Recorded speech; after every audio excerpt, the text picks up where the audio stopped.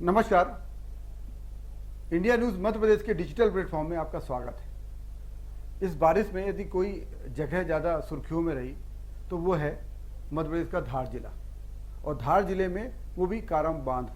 काराम बांध इसलिए सुर्खियों में रहा क्योंकि हम सब जानते हैं कि काराम बांध यदि फूटता तो क्या हश्र होता, आसपास के 18 जो गाँव हैं वो पूरी तरह से जलमग्न हो जाते। लेकिन सरकार ने मुस्तैदी से काम किया, प्रशासन ने भी मुस्तैदी से काम किया। धार जिले और खरगोन जिले के अधिकारी और कर्मचारियों और कह सकते हैं कि जो पोकलेन मशीन वाले हैं, जो मशीन वाले, उन्होंने बेहतर तरीके से काम किया और उन लोगों ने दिन रात एक करके जो संकट था उस संकट को टाल दिया।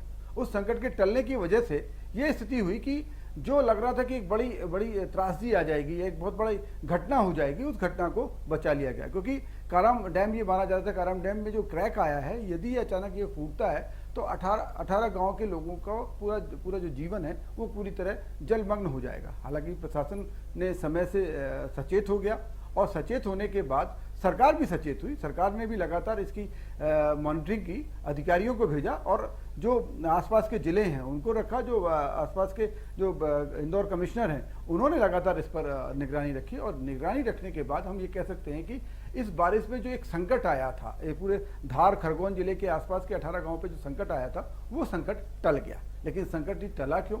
ये संकट टालने वाले भी कोई ऐसे कर्मवीर हैं जिनकी वजह से ये संकट टला है। लेकिन आज इन कर्मवीरों का सरकार ने सम्मान किया।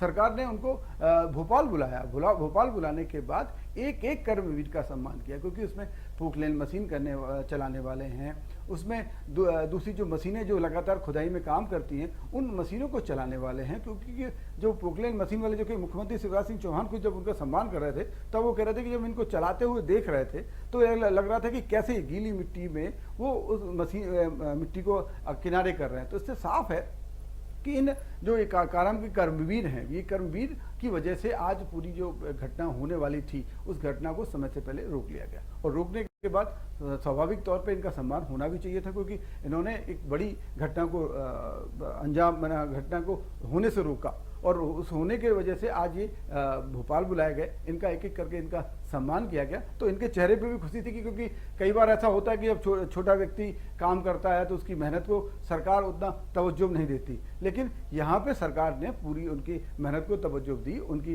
एक एक चीज़ जो उन्होंने वहाँ पे कर्म किया, क्योंकि कर्मवीर इसलिए हम इनको कह रहे हैं कि उन्होंने कर्म किया। उन्होंने मशीन तो हर कोई चलाता है और काम है, सुबह शाम का काम ही है, लोगों का चलाने का काम है, लेकिन लोग पहुंचे और समय से उन्होंने एक कैनाल अलग से बनाई। उस कैनाल बनाने की वजह से लगभग 24 घंटे में जो काराम डैम का जो पानी था वो धीरे धीरे करके बह गया। हालांकि नुकसान हुआ है, इसमें फसल का नुकसान हुआ है, तो उस फसल के नुकसान के लिए सरकार ने साफ कह दिया है कि जो भी फसल का नुकसान हुआ उसकी भरपाई सरकार करेगी। सरकार, साथ में जिनका मकान में कोई नुकसान पहुंचा है, मकान पूरी तरह क्षतिग्रस्त हो गए हैं, तो उनकी भी सरकार भरपाई करेगी। सरकार उस चीज़ों को पूरी तरीके से मैनेज करेगी। इसके साथ ही सरकार ने ये भी कह दिया है कि इस काराम डैम के जो भी गुनाहगार हैं उन पर भी कार्रवाई, उनको भी बख्शा नहीं जाएगा। तो साफ है कि जहां एक तरफ सरकार ने साफ कर दिया है कि कर्मवीरों का हम सम्मान करेंगे, लेकिन इस काराम डैम के जो गुनाहगार हैं उनको हम छोड़ेंगे भी नहीं। तो साफ है, मुख्यमंत्री शिवराज सिंह चौहान जब इनका सम्मान कर रहे थे उसके बाद इनको संबोधित भी किया। उस संबोधन में क्या कुछ उन्होंने कहा वो भी आप सुनिए। एक इतना बड़ा संकट था, अब उसके बारे में मैं विस्तार से नहीं जाता, लेकिन मैं टीम मध्य प्रदेश में आपके सामने मैं बधाई देता हूं। आपदा प्रबंधन का इतना उत्तम उदाहरण हिंदुस्तान का दुनिया में भी बहुत कम मिला। अब देखिए कितना बड़ा संकट था। हमारे मन में एक ही बात थी, पानी निकाल दें।